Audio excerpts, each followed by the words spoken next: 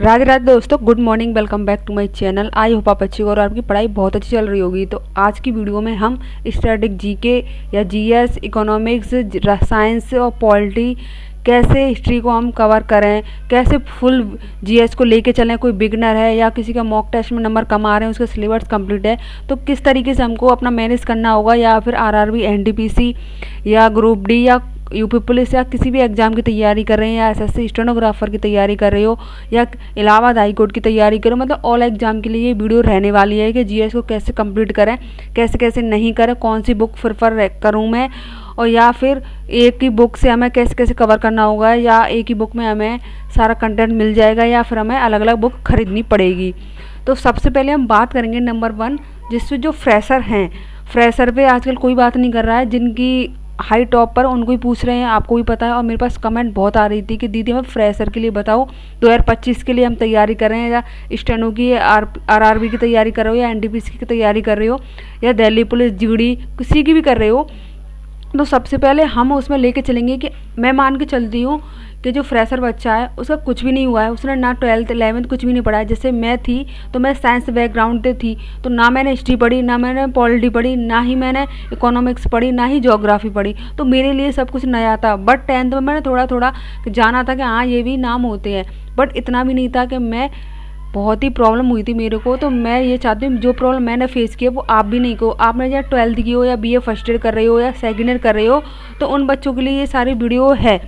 तो आपको सबसे पहले क्या करना है, या तो आप बुक से आपको बुक पढ़ना पसंद नहीं है, जिस बच्चों को बुक करना पसंद नहीं होता है, तो आप एक बैच खरीदो, या बैच के आप प्रेफर नहीं करना चाहते हो तो आप यूट्यूब पर फ्री कंटेंट पड़ा हुआ है, मैं भी बता दूंगी कि आपको कहाँ से कवर करना है। तो उसमें आपको सबसे पहले, अगर आपको बुक लेनी है तो बुक का नाम बता दे। एक तो या आप लूसेंट ले लो, एक ही बुक लेनी है, ऐसा नहीं कि आप सारी बुक खरीदो। आप बिगनर हो तो लूसेंट सबसे बेस्ट है, स्टैंडर्ड बुक है। या फिर आप जीएस निधि ले लो, जो नवीन शर्मा सर की है। यहाँ मैं दोनों की पीडीएफ लगा दूंगी कि किस किस तरीके से कंटेंट दे रखा है और कितने प्राइस वगैरह पे सब कुछ। तो आप जीएस निधि ले सकते हो, वो नवीन शर्मा सर द्वारा लिखित की गई है। आपको भी पता होगा नवीन शर्मा सर कितना अच्छा पढ़ाते हैं। ये 2 बुक हो गई। और देन स्टैटिक जीके के लिए, वैसे तो दोनों बुकों में स्टैटिक जीके है, फिर भी आप अलग से पढ़ना चाहते हो कि हाँ उसका ज़्यादा नंबर आते हैं तो हमें अलग से कंटेंट वगैरह चाहिए, तो आप नवीन शर्मा सर की स्टैटिक की बुक ले सकते हो। या फिर एक और बुक आती है येलो बुक, वो जीएस के लिए बहुत ही बेस्ट है। तो आप ये तीनों बुक ले सकते हो। अगर आपको अलग अलग बुक खरीदने की कोई ज़रूरत नहीं है कि इतना अपर लेवल का नहीं आता है, वो आईएएस पीसीएस वगैरह में आता है, तो उसकी कोई नीड नहीं है। और फिर रही बात क्लासेस की, तो आप सबसे पहले, जैसे आपने हिस्ट्री उठाया, तो हिस्ट्री तीन पार्ट में डिवाइडेड होती है, प्राचीन, मध्य और आधुनिक।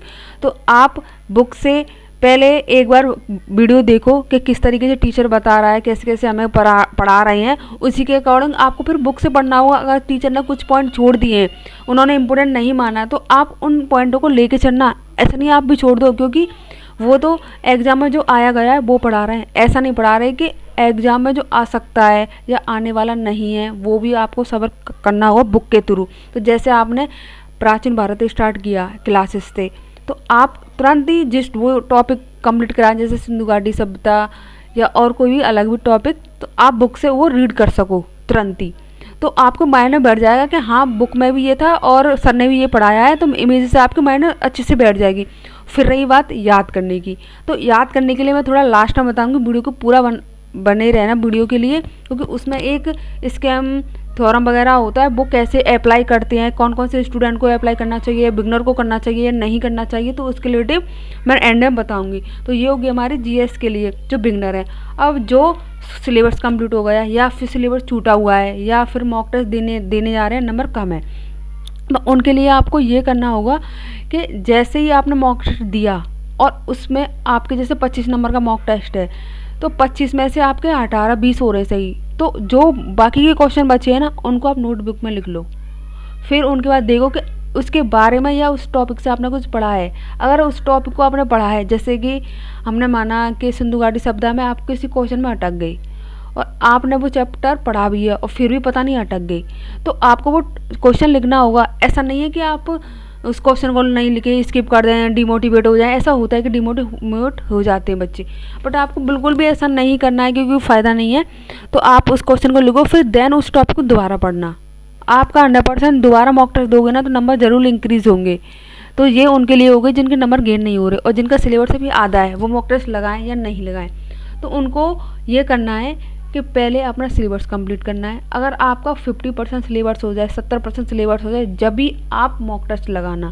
या फिर देन एक काम कर सकते हो, आपने जो टॉपिक पढ़ा है जैसे प्राचीन भारत ख़त्म कर लिया है या फिर सिंधु घाटी सभ्यता ख़त्म कर ली, तो आपको एक बुक लेनी है लूसेंट की, जो क्वेश्चन बैंक करके आती है, मतलब उसमें क्वेश्चन होते हैं चैप्टर वाइज रिवीजन करने के लिए।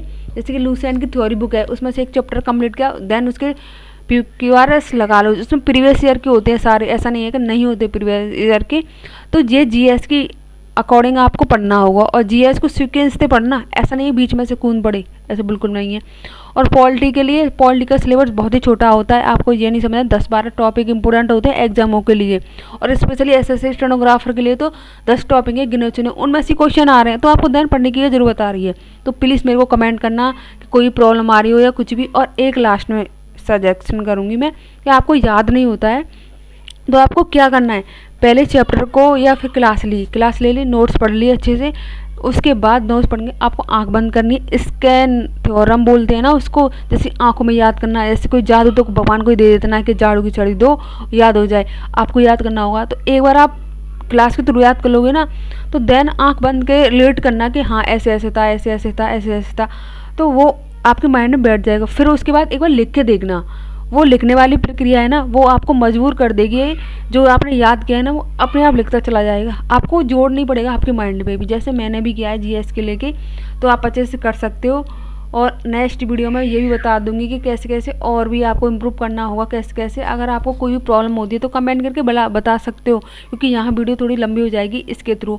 और GS की क्लास क्यों नहीं आ रही है स्टैटिक GK की, तो सैटरडे और संडे के लिए ऑफ लेती हूँ मैं, क्योंकि मेरे को अपना भी पढ़ना होता है। तो इस चक्कर में मंडे से डेली क्लास हुआ करेगी वो। और नेक्स्ट टॉपिक मैंने बता दिया था, स्टार्ट किया था, आपको भी पता होगा कौन सा टॉपिक स्टार्ट किया था। बताना कमेंट करके कौन सा टॉपिक स्टार्ट किया था आपने अगर क्लास ली है तो। ठीक है, तो मिलेंगे एक नई वीडियो के साथ, जब तक राधे राधे, जय श्री राम, जय हिंद।